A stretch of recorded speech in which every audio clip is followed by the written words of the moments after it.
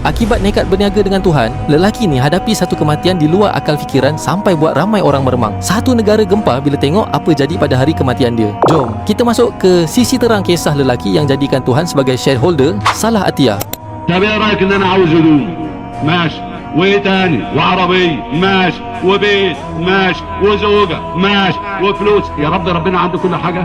Cerita ni bermula pada tahun 1974 di sebuah kampung kecil di Mesir bernama Tafahna Al-Ashraf. 9 graduan pertanian yang baru habis khidmat tentera dan diorang ni semua sama-sama miskin. Diorang setuju nak buka ladang ayam. Setiap seorang kena keluar 200 pound Mesir. Bunyi macam kecil kan? Tapi pada waktu tersebut jumlah tu besar gila. Sampai kan ada yang terpaksa jual emas isteri, ada yang jual tanah sendiri, ada yang berhutang semata-mata nak cukupkan bahagian dia. Tapi ada satu masalah. Diorang cuma 9 orang. Diorang nak seorang lagi supaya jadi genap 10, senang nak bahagi untung. Berhari-hari diorang cari, tanya sana sini, tak ada seorang pun yang nak masuk. Sampailah satu hari, Salah Atiyah datang jumpa kawan-kawan dia dengan muka berseri. Dia cakap, aku dah jumpa rakan kongsi ke-10 kita. Diorang tanya, siapa? Dia jawab, satu perkataan je, Allah. Syaratnya, Allah dapat 10% daripada keuntungan. Semua setuju terus tanpa banyak soal. Diorang namakan bahagian tu saham rakan kongsi yang maha agung. Dan yang paling menakjubkan, benda ni bukan setakat cakap mulut. Ia didaftarkan secara rasmi dalam kontrak syarikat. Siap ada hitam putih weh. Tahun pertama, profit diorang melebihi apa yang dibayangkan. Jadi, diorang naikkan bahagian tu ke 20%. Untung naik lagi. Diorang naikkan ke 30%, lepas tu 40%. Ada laporan kata akhirnya cecah 50%, ada sumber lain kata sampai 100%. Dari satu ladang jadi 10 ladang. Lepas tu kilang makanan ternakan, tanah pertanian, sampai produk diorang dieksport ke luar negara. Sekarang part yang paling penting. Duit yang diorang dapat tu diorang buat apa? Mula-mula diorang bina tadika tahfiz percuma. Siap sediakan transport untuk budak-budak dari kampung sebelah, uniform pun bagi free. Lepas tu 6 buah ma'had agama Al-Azhar. Dari tahap rendah, menengah atas, lelaki dan perempuan. Lepas tu Salah ni fikir lebih jauh. Kenapa anak kampung kena keluar jauh-jauh semata-mata nak masuk universiti? Jadi dia mohon nak bina universiti dalam kampung tu sendiri. Permohonan dia ditolak. Alasan pihak atasan, kampung tu tak ada stesen kereta api, tak ada public transport, susah pelajar nak datang. Dan korang tahu apa dia buat? Dia tak berdebat, dia tak merungut. Dia pergi bina stesen kereta api tu sendiri pakai duit dia.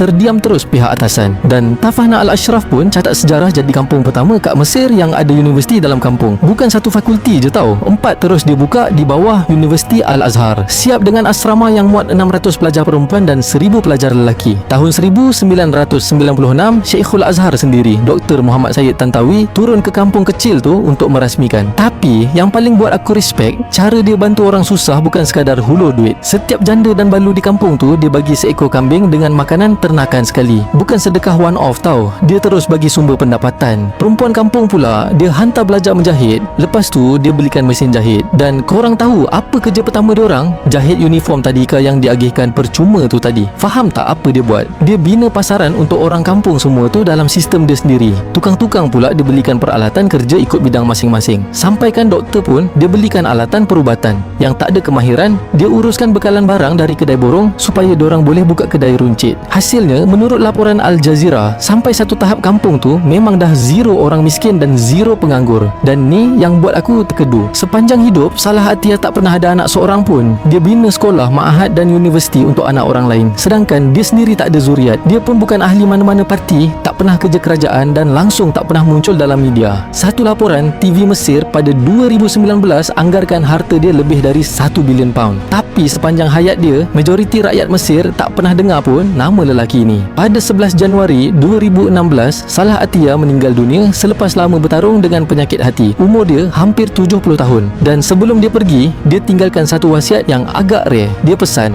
jangan buat apa-apa majlis untuk dia. Jangan ada sesiapa pun usung jenazah dia. Dia cuma nak jenazah dia dibawa naik ambulans je terus pergi kubur. Sepupu dia sendiri yang jelaskan kenapa. Salah Atiyah takut ada syubhat riya dan dia lagi takut kalau ramai sangat orang datang nanti, orang mula reka cerita khurafat pasal jenazah dia. Maksudnya, sampai ke saat terakhir pun dia cuma nak menghilang senyap-senyap. Tapi pada hari kejadian, benda yang dia paling risaukan tu terjadi juga. Berita kematian dia merebak macam api. Orang mula bergerak, bukan dari kampung dia je, tapi dari seluruh Mesir. Jalan sesak, kampung terus lumpuh. Ratusan ribu orang datang. Malah ada laporan Mesir kata jumlah yang hadir melebihi 500,000 orang. Sampai hari ini, pengebumian tu masih dikira antara yang terbesar dalam sejarah moden Mesir. Bayangkan, lelaki yang merayu tak nak jenazahnya diusung, akhirnya satu negara turun padang meratapi pemergian dia. Betul lah, orang kata diam-diam ubi berisi. Sepanjang hidup dia tak pernah nak dikenali, tapi pada hari dia mati barulah dunia sedar siapa sebenarnya dia ni. Kita ni selalu ingat sedekah tu benda yang kita akan buat lepas kita dah kaya. Salah Atia buat terbalik. Dia letak bahagian Tuhan dulu sejak dia masih tak ada apa-apa lagi. Persoalannya, dengan pendapatan yang kita dapat sekarang ni kan, ada tak kita asingkan sebahagian pendapatan tu untuk Tuhan? Renungan bersama.